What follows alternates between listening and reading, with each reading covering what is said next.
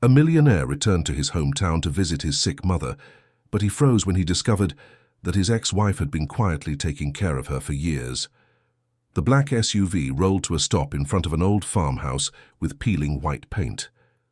After years of staying away, Nathaniel Carter, the self-made millionaire everyone in Millbrook Hollow, Kentucky, had read about in the papers, had finally come home. But the moment he stepped out of the car, he stood frozen on the gravel driveway. Inside the house, sitting beside his sick mother's bed, was Grace Doyle, his ex-wife, the woman he had once looked down on for having nothing, the woman he had divorced with a cold, clipped signature on a piece of paper, because in his mind, she had no ambition, no drive, nothing that matched the life he'd dreamed of building. Grace wore a faded flannel shirt and worn jeans. Her hands, rough from years of manual work, held a bowl of chicken soup with the kind of care most people reserve for their own mother. She blew gently on each spoonful before bringing it to Eleanor Carter's lips, patient, unhurried, like she'd done it 1,000 times before. Nathaniel's jaw tightened before he could stop it. Only one thought pounded in his skull. His mother was living like this, in a house falling apart at the seams, even though he had never once missed a wire transfer. Ever since he'd made his first real fortune flipping properties in Chicago, Nathaniel had barely called home. He always told himself that sending money every month was enough to cover what a son owed his mother. He believed that if she had cash sitting in her account, she could hire a nurse, eat well, and grow old in comfort. So when he saw the state of that house, the sagging porch step, the cracked window patched with tape, what hit him first wasn't grief. It was irritation, sharp and immediate, the kind that comes from a man who is used to solving every problem with a checkbook and finding suddenly that the checkbook hadn't been enough. Grace looked up and saw him standing in the doorway, and for a few seconds she just stared, stunned, the spoon hovering in midair. The air in the room went thick and cold. "What are you doing here?" he asked, his voice hard as gravel, the kind of voice he used on contractors who were behind schedule. "Your mum's been sick," Grace said quietly, setting the bowl down on the nightstand without spilling a drop. "I came to help out." That simple answer only made Nathaniel more uneasy. As far as he was concerned, the day the divorce was finalized, Grace had stopped being anyone to this family. He couldn't wrap his mind around the idea that a woman he'd walked away from would show up, unpaid and unasked, to take care of the mother-in-law who was no longer hers to care for. Was she angling for something? Trying to worm her way back into his mother's good graces so she could ask for a favor down the line? Or had she heard through the grapevine that he was rich now and figured this was her way back in? Those thoughts iced over whatever warmth might have been left in his eyes, and he crossed his arms the way he did in boardrooms when he was deciding whether to trust a proposal. Eleanor reached out and took Grace's hand with thin, trembling fingers, asking her to help her sit up so she could take her medicine. That small, familiar gesture stopped Nathaniel cold. Since his father passed, he had never once seen his mother lean on anybody the way she leaned on Grace. Not even on him. Not even on the phone calls he made twice a month between meetings. And what stung the most was that the person his mother trusted through her illness wasn't her own son. It was the woman he'd once treated like she wasn't good enough for this family. Nathaniel looked at his mother and asked, "Why didn't you hire somebody to take care of you? With what I send every month, you could be living a whole lot better than this. You could have a real nurse, a real doctor coming by." Eleanor sighed, her tired eyes drifting to Grace before she answered, slow and deliberate, each word costing her something. "A stranger never takes care of you the way family does." Those words knocked the wind out of him. Since when did his mother consider Grace family? After everything that had happened between them, after the divorce papers, after the years of silence. The room grew heavier still when Eleanor broke into a fit of coughing, her whole body shaking with it. Grace was at her side instantly, rubbing slow circles on her back with one hand while reaching for a glass of warm water with the other. Every movement was practiced, calm, the kind of muscle memory that only comes from doing something over and over, night after night, in a house with no one else around to help. Nathaniel watched the whole scene with a bitter taste rising in his throat. He realized, standing there in his tailored coat, that he didn't even know what medications his mother was taking. He had no idea what to do if she started coughing like that. He didn't even know which hospital she went to. Once Eleanor settled, breathing easier, Grace suggested she rest and turned to leave the room. But when she passed Nathaniel in the doorway, he stopped her, one hand catching the frame beside her shoulder. "What do you even do for work now?" he asked, the question coming out sharper than he meant it to. Grace hesitated, glancing back toward the bed before she answered. "I work at a supply warehouse outside town. Sometimes I clean, sometimes I help load trucks, sometimes I cook for the crew, whatever needs doing." Nathaniel's jaw clenched. To him, after all these years, Grace hadn't moved an inch, still stuck in the same world he'd spent his whole life clawing his way out of, the same world of hourly wages and worn-out boots. He followed her out to the yard, past the sagging clothesline, and saw an old bicycle leaned against the fence, its frame patched with rust. He asked coldly, "Why do you keep coming around to take care of my mother when we've been divorced for years?" Grace didn't answer right away. She crouched to rinse the dust off her hands under the spigot by the porch, watching the water run brown and then clear over her knuckles. Then she said, "Your mother's sick and living alone. If I can help, I help." That plain, uncomplicated answer needled at him even more. He couldn't believe anyone would give up their time and energy for an ex-mother-in-law and expect nothing back. Everyone he knew wanted something. Every deal he'd ever closed had an angle. He got straight to the point. "If you need money, I'll give you some. Just don't use taking care of my mother to make people think there's still something between us." Grace looked up. Something wounded flickered across her eyes before she looked back down, blinking fast. "That never crossed my mind. I don't want anything from your mother, and I sure don't want you back." Something twisted in Nathaniel's chest, a small, ugly knot, but he shoved the feeling down fast, the way he'd learned to shove down every uncomfortable feeling that got in the way of a decision. As far as he was concerned, the longer Grace stuck around, the more complicated things would get. He stepped closer and asked, hard-edged, "How much longer are you planning on doing this?" Grace looked up, surprised by his tone, taken aback by how close he'd gotten. "Your mum has a checkup at the clinic today. I was going to take her and then head home." "My mother has me now," he said. "She doesn't need you showing up here anymore. With what I've got, I can hire a dozen nurses, private doctors, whatever she needs, around the clock if that's what it takes. I don't want people around here gossiping about my ex-wife coming and going from my mother's house every single day, like nothing ever happened between us." Grace bowed her head, not from shame but from something closer to weariness. She didn't discuss, only said, "I don't care what people say, I just want your mother to be okay." That patience only irritated him more. She'd always been like that, even back when they were married. Every time they fought, she'd rather go quiet than push back, rather absorb his frustration than throw it back at him. Back then, he'd read that as weakness, as a lack of backbone, as proof she'd never fight for anything bigger. Now watching her take his words without flinching, standing there in the same dusty yard where they used to sit on the porch swing as kids barely out of high school, he had the uncomfortable sense that maybe he was the unreasonable one.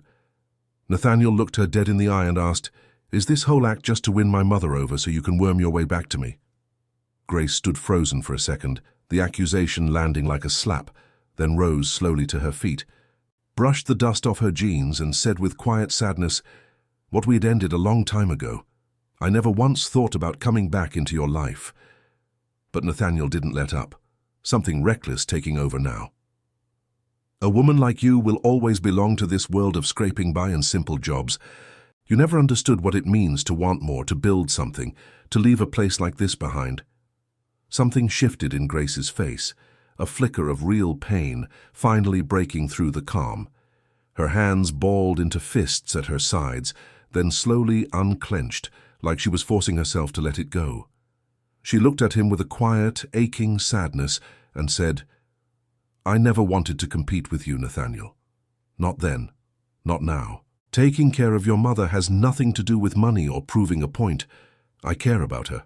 I always have, even when I stopped caring about what happened between us." But none of that landed with Nathaniel, not that day. "You don't need to come back after today," he said, turning toward the house. "I'll hire someone to look after my mother, and I'll cover every bit of her treatment, top to bottom." His voice was so cold that Eleanor, listening from inside, hobbled out to the porch, leaning hard on her cane, her nightgown catching on a splinter of wood. Seeing the tension between them, she tried to calm her son down, reaching a hand toward his sleeve. But Nathaniel wasn't in the mood to listen. He turned to her, his voice rising. "You trust people too easily, Mom. Nobody does anything for free in this world. I learned that a long time ago. Grace has to want something out of this, whether she says it or not." Eleanor's face went pale with hurt, the cane trembling slightly in her grip. Grace bowed her head, tucking a loose strand of hair behind her ear, then bent to gather up the bag of medications from the porch rail. She didn't try to explain herself, didn't argue her case the way another woman might have. She only murmured gently to the old woman, "Remember to take the white pill after breakfast and the blue one after lunch, Eleanor, and drink your water even if you don't feel like it." Then she walked toward her bicycle, wheeling it upright by the handlebars. In that moment, Nathaniel fired off one last line that froze the whole yard, that seemed to hang in the humid Kentucky air long after he'd said it. "Don't think that taking care of my mother for a few days is going to soften me up. I've got more than enough money to pay anybody to do this." Grace didn't answer. She only nodded slightly, swung one leg over the bike, and rode off through the gate, the chain squeaking with every rotation of the pedals. Her figure grew smaller and smaller down the dirt road, past the mailbox that still had his father's name stenciled on the side, until she disappeared around the bend by the old grain silo. Eleanor broke down crying right there in the yard, her shoulders shaking, the cane nearly slipping from her hand. Nathaniel stood his ground for a moment, convinced he'd just solved a problem, that he'd drawn a clean line and protected his family the way a son was supposed to. But when he walked back inside and felt the silence Grace had left behind, a silence that seemed to seep into the walls themselves, he understood, somewhere deep down, that the house had just gotten a whole lot colder than he'd expected. That afternoon, Eleanor barely touched her food. Nathaniel had ordered from the nicest restaurant in the county a spread of roasted chicken and mashed potatoes that would have cost more than most people in Millbrook Hollow spent on groceries in a week, but his mother only managed a few bites before pushing the plate away, her eyes fixed on the window.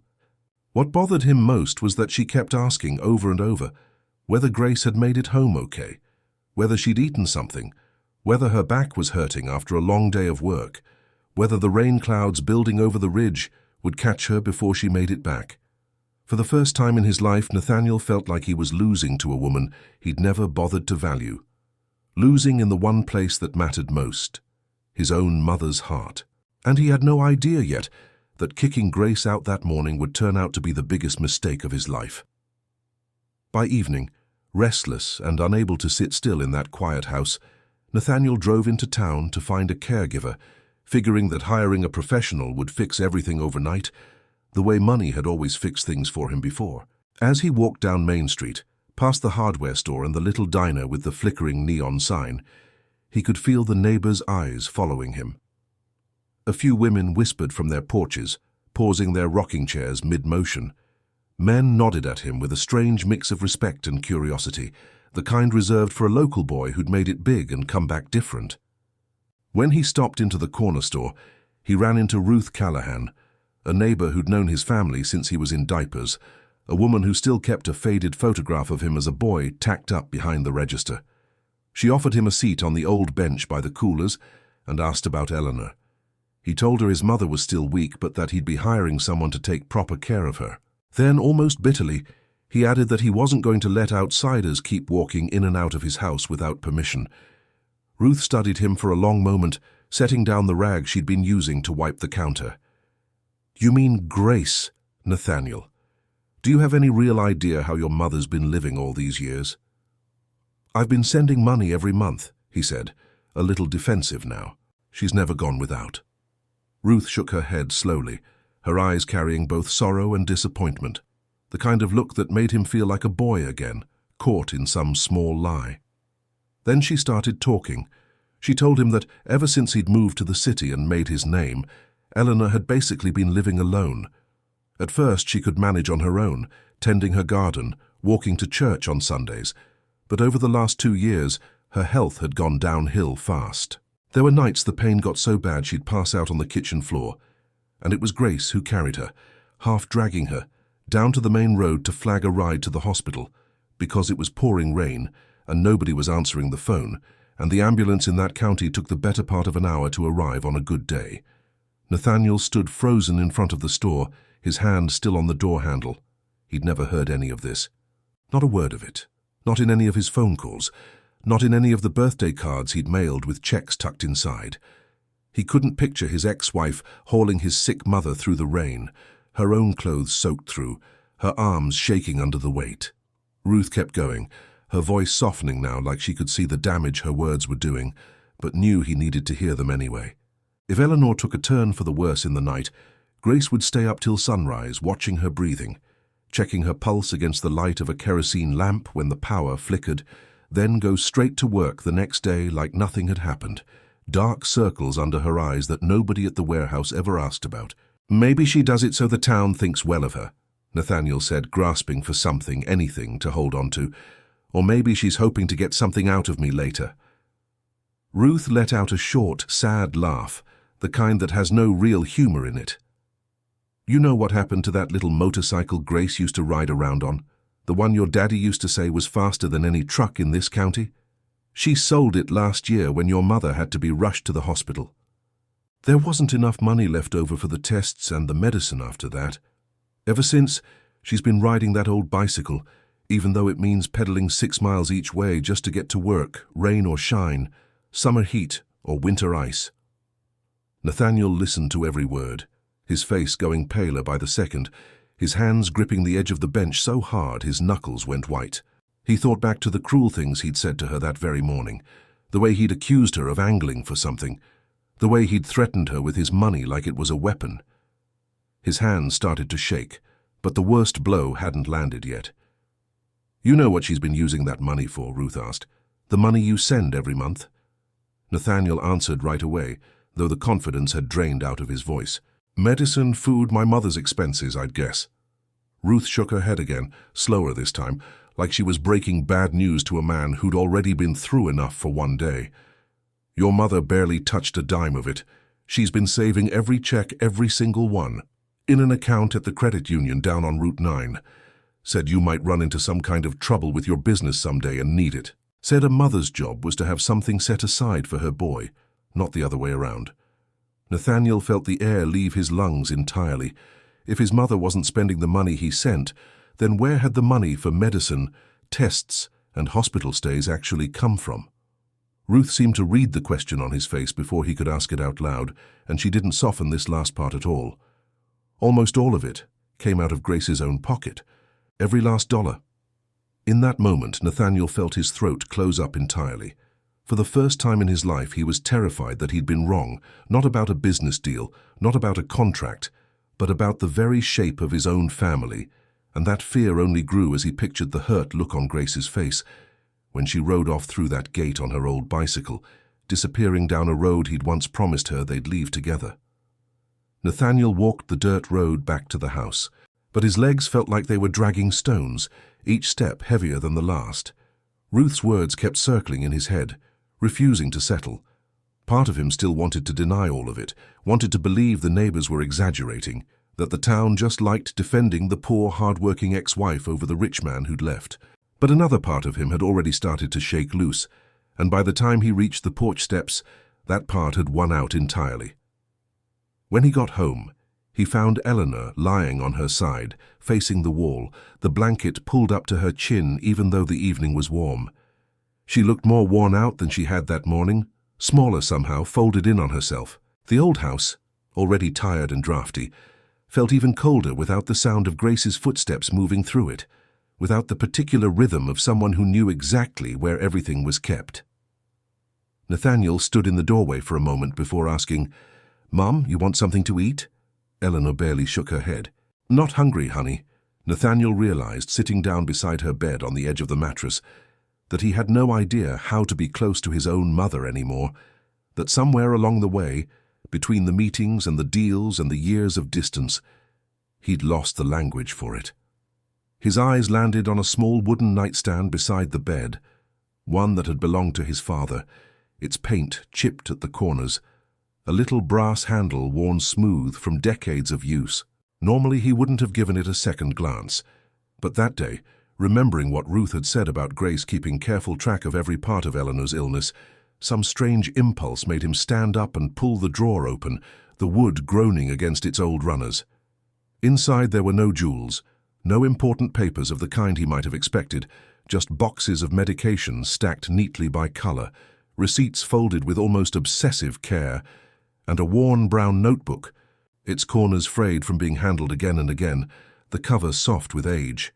Between the pages he found hospital bills, pharmacy receipts, lab results, and payment stubs, each one dated and organized in careful chronological order. Every single one had Grace Doyle's name on it, her signature at the bottom of each payment slip small and steady. Some of the amounts were so high that even Nathaniel, a man used to moving serious money across seven-figure deals, felt his stomach drop. Then a small slip of paper fell out of the notebook onto the floor, fluttering down like it had been waiting for this exact moment. Nathaniel bent down to pick it up. When he read it, he felt the ground shift under him. It was a bill of sale for a motorcycle. The seller was Grace. The date lined up exactly with the week Eleanor had been rushed to the hospital, just like Ruth had said, down to the very day. Nathaniel sank down onto the edge of the bed, the notebook still open in his lap. The image of that old bicycle flashed through his mind with a clarity that hurt. The rusted frame, the squeaking chain, the miles she pedaled in every kind of weather. Grace hadn't been riding a bicycle because she couldn't afford anything better. She'd been riding a bicycle because she'd sold the only vehicle she owned to pay for his mother's health. And she'd never once mentioned it, not to him, not to anyone who might have carried the story back to make her look good. But the deepest cut was still hiding in the last few pages. Inside was a savings passbook in Eleanor's name, the credit union stamp fresh on the most recent entries. It held every dollar Nathaniel had wired over the years, almost untouched, the balance climbing steadily month after month like a monument to a misunderstanding. Nathaniel felt the room spin around him. He'd always believed that money was keeping his mother comfortable. He used to boast in interviews about never forgetting where he came from, about taking care of his own. But while he was showing up in magazines as the poster child for a self-made success story, his mother had been quietly stashing away his money, worried he might need it himself someday, worried about him even as she suffered in a cold, falling-down house. And the woman who had actually been paying for the medicine, the transportation, the tests, the long nights at the hospital, was Grace, the woman he'd humiliated in the front yard not 12 hours earlier. Nathaniel lowered his head. Shame crawled up through his whole body, starting somewhere in his chest and spreading out until it reached the tips of his fingers. Then Eleanor's weak voice broke the silence behind him, and he hadn't even heard her stir. "You know everything now, don't you?" Nathaniel couldn't hold back the tears. He never imagined he'd cry over the woman he'd walked away from so coldly, over a marriage he'd convinced himself meant nothing in the grand scheme of the life he'd built. He pictured Grace's thin frame, her worn-out clothes, her cracked, hard-working hands, and where he'd once felt embarrassed to have been married to a woman like that, ashamed to bring her to company dinners in the early days before the divorce, he now understood that the real shame belonged entirely to him, and had for a very long time.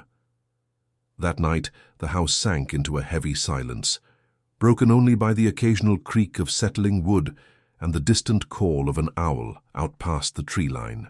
Nathaniel sat out on the porch, buried his face in his hands and cried like a child, the kind of crying he hadn't let himself do since he was a boy standing at his father's graveside. It wasn't a few stray tears. It was the kind of deep, wrecked sobbing that comes when a person realizes they've been living wrong for far too long, that the foundation they built their whole identity on was cracked from the start. He cried for having emotionally abandoned his own mother, for the years of 2-minute phone calls and rushed holiday visits. And above all, he cried for having been cruel to the most decent woman who had ever passed through his life. Then he understood something else, something that landed harder than all the rest. He hadn't just wronged Grace by doubting her devotion to his mother that morning. He'd wounded her the day years ago, when he decided to leave her behind for being simple, for not fitting into the glossy, air-conditioned life of luxury he'd been chasing, since he was 17 years old, and dreaming of getting out of Millbrook Hollow for good. During all those years, he'd told himself she wasn't good enough, wasn't ambitious enough, wasn't built for the life he wanted. In reality, she was extraordinary. Humble, strong, loyal, and capable of giving everything for someone who wasn't even hers to care for anymore, who had every legal right to be a stranger to her. The true shame was never Grace's to carry. It had always, entirely been his. When the pale grey light of morning began creeping through the porch doorway, Nathaniel got to his feet, his back stiff from a night spent hunched over on the porch steps. He only had one idea in his head now, clear and undeniable. He had to see Grace. He went inside, splashed cold water on his face, changed out of yesterday's clothes and drove straight to Ruth's place to ask for directions to the warehouse where Grace worked. The older woman studied him with a serious look over the top of her reading glasses, taking her time before she answered. "Don't hurt her any more than you already have, Nathaniel," she said, folding her arms. "She's been through enough on account of your family, more than her fair share." The words stung, landing exactly where they were meant to, but he took them without argument, without the defensive edge that had colored every conversation he'd had in this town since he arrived. Nathaniel's car pulled up outside the supply warehouse on the edge of town, gravel crunching under the tires, and he froze the second he stepped out. Grace was hauling bags of cement alongside a crew of other workers under the blazing midday sun, the kind of Kentucky heat that made the air shimmer above the parking lot. Her shirt was soaked through with sweat, clinging to her shoulders. Dust clung to her face, caught in the fine lines around her eyes. Her reddened hands gripped a heavy bag against her chest, muscles straining with the effort. The woman who had once been his wife looked thinner than he remembered, worn down in a way that made his chest ache just to see it. Nathaniel watched her from a distance, a burning tightness building in his throat, unable to make his feet move for a long moment. For the first time in his life, this millionaire felt too small to walk up to a woman who had nothing. He had always believed money put him above everyone else, that it was the ultimate measure of a person's worth, the thing that separated the people who mattered from the people who didn't. But watching Grace work in silence through dust, heat, and exhaustion, hauling loads that would have buckled most men he knew, he understood finally and completely that real greatness was never measured in a bank balance. Grace happened to turn and spotted him standing near the gate, and she went still, the bag of cement still braced against her hip. Surprise flickered across her face, followed by something closer to unease, her eyes darting to the black SUV parked crookedly by the entrance. Nathaniel walked toward her, each step heavier than the last, aware suddenly of how out of place his pressed shirt and polished shoes looked against the dust and gravel of the yard. The other workers started to notice, pausing their loading to watch, a few of them nudging each other and murmuring. His shiny black SUV parked outside stood out badly against all that dust and gravel, a car worth more than most of them made in 2 years combined. Some recognized the businessman from the news, from the profile piece the local paper had run when he'd first made his fortune, and started murmuring among themselves, wondering what a man like that wanted here. But Nathaniel didn't care any more what anyone thought. Not the workers, not the town, not the version of himself that had spent his whole adult life worrying about appearances. He stopped in front of her. For a few seconds he couldn't get a word out, his throat working around nothing. Then he said her name, his voice breaking clean in half. "Grace." Grace looked at him, and the first thing out of her mouth was, "Is your mother okay?" Even now, even after everything he'd said to her the day before, her first worry was still Eleanor. She didn't ask why he was there. She didn't ask if he'd come to argue with her, to threaten her again, to offer her money to stay away. She asked about his mother because that was who she was, straight through to the bone. "She's stable," he answered, his voice unsteady. "But I didn't come here about that." Nathaniel lowered his head, taking several long seconds to gather the courage. Then he said, the words costing him everything he had, "Forgive me." Grace stood frozen and watched, wide-eyed, as Nathaniel's eyes filled with tears right there in the middle of the warehouse yard, in front of everyone. "Forgive me for doubting you, for the cruel things I said yesterday, for using my money to look down on your kindness like it was nothing. Forgive me for not seeing what you were doing for my mother. For 2 whole years, while I was busy congratulating myself on a wire transfer." Grace looked at him, unsure what to say, her hands still dusty, the cement bag finally set down at her feet. Maybe she'd never imagined seeing him like this, not in 1,000 years, not after the man she'd known, who never once apologized for anything, not even when he clearly should have. Nathaniel continued, the words spilling out now that he'd started, like a dam had finally given way. "I found the notebook. I saw the receipts, every single one. I know you sold your motorcycle to pay for her hospital stay. I know you've been riding 6 miles each way on that old bicycle because there wasn't money left for anything better." His voice broke. "I called you interested. I accused you of angling for something, when the truth is I owe you a debt I don't even know how to begin repaying." Grace lowered her eyes and let out a soft breath, her shoulders sagging slightly, not with defeat but with something more like relief, like she'd been carrying this alone for so long, she'd forgotten what it felt like to set part of it down. "That's in the past, Nathaniel. You don't have to keep carrying it." The serenity of her response hurt him even more than anger would have. She wasn't even blaming him, wasn't reaching for the moment to finally let him have it after 2 years of silent sacrifice. Nathaniel carefully took one of her hands, still covered in a fine layer of cement dust, the same hands that had spooned soup into his mother's mouth, the same hands that had sold off nearly everything she owned to sustain a life that was never, by any legal or moral obligation, hers to sustain. "I'm the one who should be ashamed," he said. "I thought I was somebody because I had money in the bank. But you've been 100 times bigger than me this whole time, and I never once bothered to notice." Grace tried to pull her hand back, uncomfortable now under the stares of the crew, several of whom had stopped working entirely to watch. But Nathaniel didn't let go. Instead, he dropped to one knee right there in the gravel, dust rising around his pressed slacks. The workers went dead silent, a few exchanging stunned glances. A famous millionaire kneeling before his working-class ex-wife in the middle of a supply yard, in front of God and everybody, was an image none of them had ever expected to witness, the kind of thing that would be talked about in this town for years to come. Nathaniel said, his voice shaking, tears now running freely down his face without any shame left to hide them. "If I could go back, I never would have treated you the way I did. Not the divorce, not yesterday, none of it." Grace observed him with sadness in her eyes, but no triumph, no satisfaction at seeing the mighty brought low. There was no rancor there either, only exhaustion and a kindness that seemed almost too large for Nathaniel to take in, too large for a woman who had every right to walk away and let him drown in his own guilt. Then she said, quietly enough that only he could hear it, "I didn't do any of it for you, Nathaniel.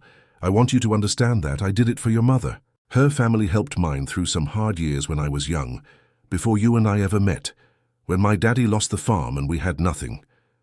That kind of gratitude doesn't just disappear because a marriage ends." Those words finished breaking him open completely. Grace gently pulled him back to his feet, one hand under his elbow. "What matters now is that you take good care of your mother. She needs you, not me, not a dozen hired nurses. You."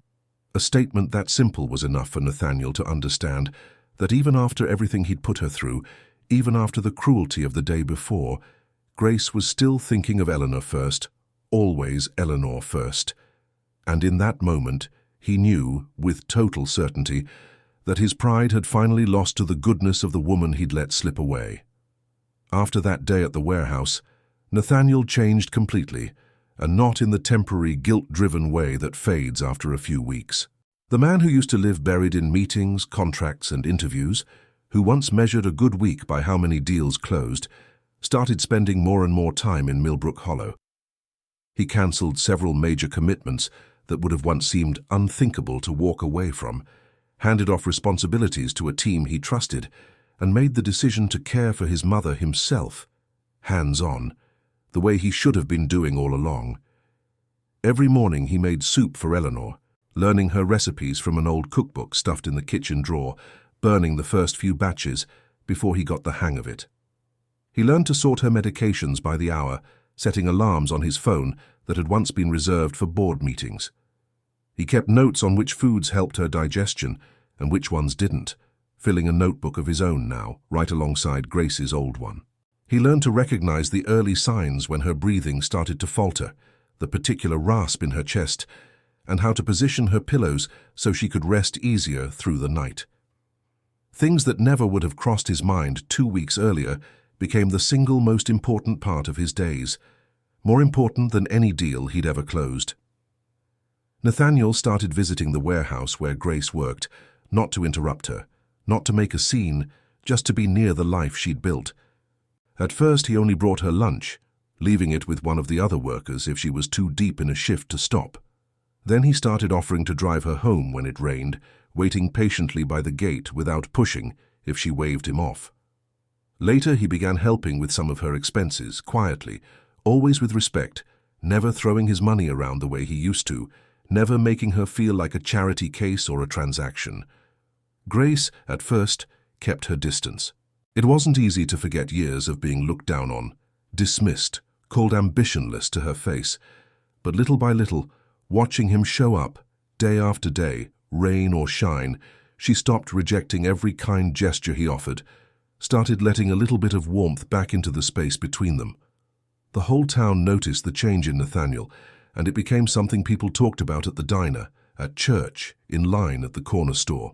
The millionaire who used to roll through with sunglasses and an air of impatience could now be spotted, picking out tomatoes at the farmer's market on Saturday mornings, carrying medicine bags up the porch steps, sweeping dust off the same porch he used to be too important to sit on, or walking his mother slowly to her appointments at the county clinic, matching his pace to hers without a hint of hurry. Some neighbors murmured in surprise, a few still skeptical that it would last. Others just smiled quietly to themselves, the way people do when they watch something broken start to mend. People said that maybe, after all those years chasing something bigger, Nathaniel was finally learning what actually mattered, learning it the hard way, the only way some lessons ever really stick. One evening, weeks into this new rhythm, after Eleanor had drifted off to sleep with the television murmuring low in her room, Nathaniel and Grace sat together on the porch, 2 mugs of coffee going cold between them. The wind stirred the leaves of the old oak tree in the yard, the same tree they used to sit under as teenagers, before any of the money, before any of the mistakes. The smell of wood smoke and fresh coffee drifted out from the kitchen, and somewhere in the distance a dog barked twice and went quiet. Nathaniel looked out at the yard for a long while, before he finally asked the question that had been sitting on his chest for days. "Grace, if you could go back, would you marry me again?" Grace didn't answer right away. She wrapped both hands around her mug, feeling the last of the warmth seep into her fingers, and smiled, a little sad, looking out into the darkening blue of the yard rather than at him. Then she said, "If I got to start life over, I'd still choose to be a good person. That part I wouldn't change, not for anything." She paused, choosing her next words carefully. But fate doesn't always fix itself just because somebody still cares. Some doors, once they close, they close. That doesn't mean the caring wasn't real. It just means it doesn't always get you back to where you started. Nathaniel felt a deep ache settle in his chest, the kind that didn't go away with an apology or a gesture, but he accepted her words without arguing, without trying to talk her out of what she felt. He understood, finally, that some wounds can be forgiven without ever going back to exactly the way they were before, that forgiveness and restoration were 2 entirely different gifts, and he had no right to demand both. Still, he didn't push, didn't try to buy an answer the way he might have tried to buy anything else in his life. He was simply grateful, deeply and quietly grateful, for the chance to make something right, even if he couldn't get back everything he'd lost along the way. In the last few days before he had to return to Chicago to handle a backlog of business that had been piling up in his absence, Nathaniel made a decision that caught his entire team off guard when he announced it over a video call. He handed over most of the day-to-day leadership of his company to people he trusted, restructuring his role entirely, and announced that he'd be spending far more of his time back home in Millbrook Hollow going forward, treating the business as something he managed rather than something that owned him. He also arranged to have the old farmhouse repaired properly, new roofing, updated wiring, a porch that no longer sagged underfoot, but he specifically asked the crew to leave the kitchen and the porch exactly as they were, untouched, down to the worn spot on the floorboards where his father used to stand. He wanted to hold on to the places that carried so many memories now, the good ones and the hard ones both. On the morning Nathaniel was set to leave for the city to tie up loose ends, Eleanor took his hand from her spot on the porch, her grip steadier now than it had been in months, and smiled genuinely at peace in a way he hadn't seen on her face in years. Maybe what made her happiest, he realized watching her, wasn't that her son had become rich, wasn't the wire transfers or the new roof or any of it.